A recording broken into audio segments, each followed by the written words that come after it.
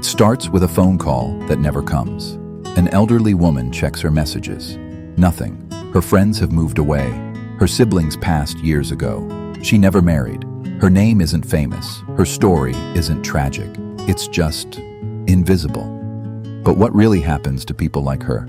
And more importantly, how did she get here? Was it choice? Was it circumstance?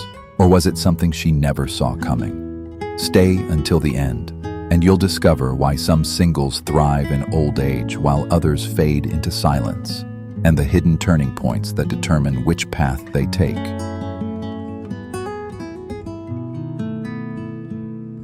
Right now, as you watch this, 25.9 million seniors in America are living alone. That's a record, the highest it has ever been. In the US, 28% of adults age 65 and older live by themselves. The majority? Women. In Japan, it's even more stark. Nearly 1 in 4 men and 1 in 7 women over 50 have never married. Even in India, where marriage is practically woven into the culture, urban professionals and creatives are increasingly ending up single for life. But here's the question nobody's asking. How did they become lifelong singles? And did they choose singlehood, or did it choose them? Research reveals 3 main reasons people remain single for life, and they're not what you think. The first, freedom. Some people actively choose singlehood to pursue careers, passions, and experiences without compromise. They want the freedom to flirt, to explore, to build lives on their own terms. Men are more likely to cite this reason. The desire to avoid lifelong commitment to one person, to chase the plethora of opportunities available in this modern world, to stay unencumbered. The second, difficulties with relationships, bad past experiences, trust issues, social anxiety, fear of vulnerability. For some, the emotional risk of intimacy feels too high.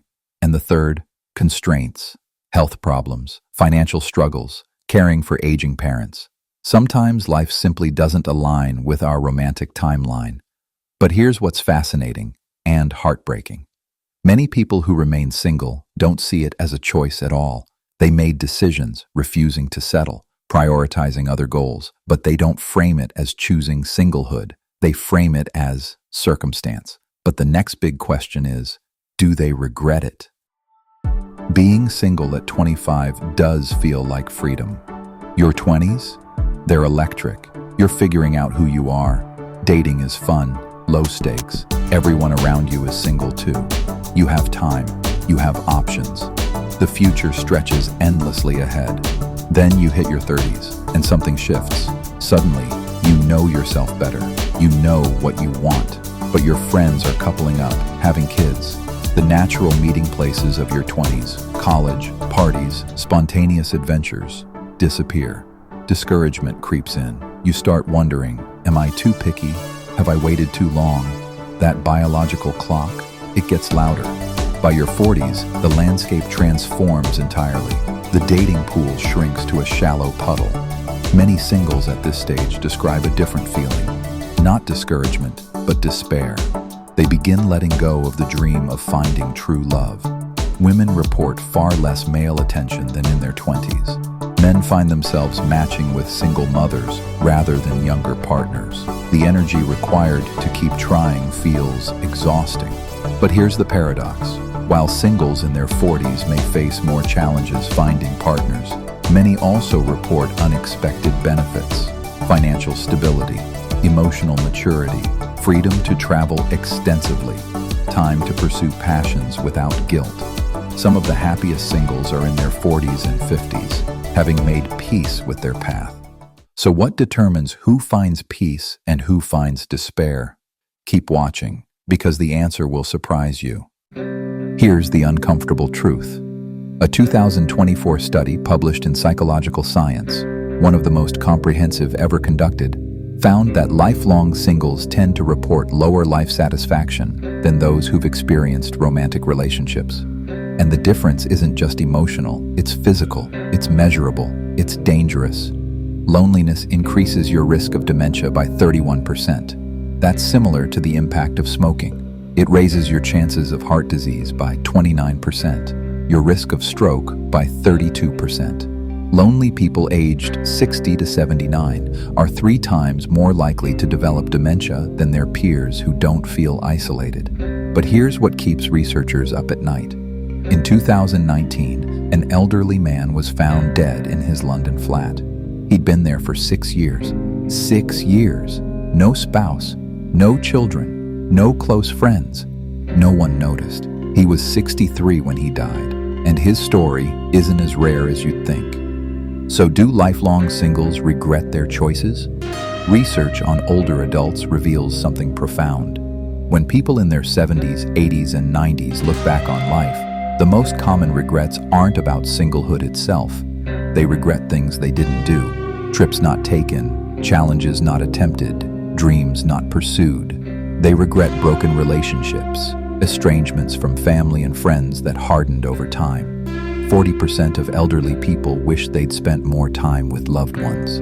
38% wish they'd spoken up in crucial moments. But here's what's striking. People who chose to remain single, who were certain about it, rarely regret that decision in old age. It's the ambivalent ones who suffer. Those who wanted partnership but couldn't find it. Those who waited for perfect instead of settling for good enough. Those who let fear keep them isolated. Their regret isn't about being single. It's about being disconnected. Not all stories end in silence. Some end in revolution. Greta Garbo never married. She lived reclusively in her later years, yes, but she also maintained deep friendships and left behind a legacy that screamed independence. Sir Isaac Newton died a virgin, never married, immersed in study until his final breath.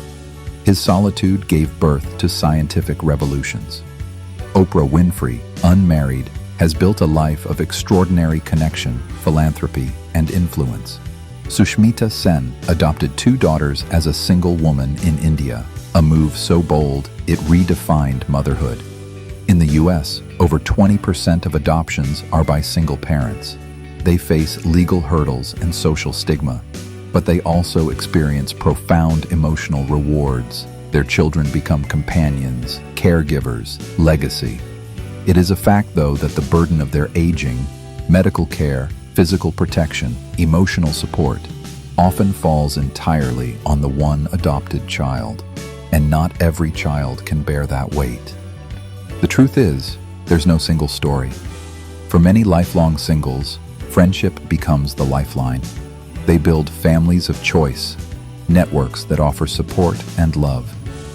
In Denmark, elder co-housing communities thrive. In the US, Golden Girls housing gains momentum. These arrangements work. They save lives. They create joy. But there's a darker reality too. Rich, elderly singles without close family become easy targets. Fake caregivers who siphon off their savings, romance scams, legal battles over estates. In Mumbai, an elderly woman was manipulated into signing over her property rights. She had no one to intervene on her behalf. So what separates those who thrive from those who vanish into a dark, depressing place? 5 things. Financial planning, not just saving for old age, but protecting those savings. Social connections, quality over quantity. Health, because loneliness accelerates both physical and mental decline. Community support, systems in place before you need them. And most importantly, mindset. The choice to stay connected even when it's hard. Imagine an old man surrounded by books, plants, photos, not of spouse or children, but of friends, travels, moments. He smiles. He's alone, but not lonely. Now imagine another man, same age, same room. But the photos are missing. The silence is heavier. He wonders if he made the right choices. Both are real. Both are possible. Growing old alone isn't a tragedy, but growing old without connection, without meaning, is.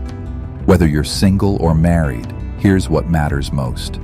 Who shows up when you can't stand on your own? And that's something no marital status can guarantee. So if you're single, ask yourself, who will hold your hand when the phone stops ringing? Because the loneliest people aren't always the ones without partners. They're the ones without purpose, without connection, without someone who truly sees them. Maybe the secret isn't in avoiding singlehood. Maybe it's in building a life so rich with meaning that marital status becomes just one detail in a much larger story. Do share your thoughts in the comments, especially if you're single or intend to remain one all your life. And if you found this video thought-provoking, give it a like and subscribe to my channel. I'll appreciate your support.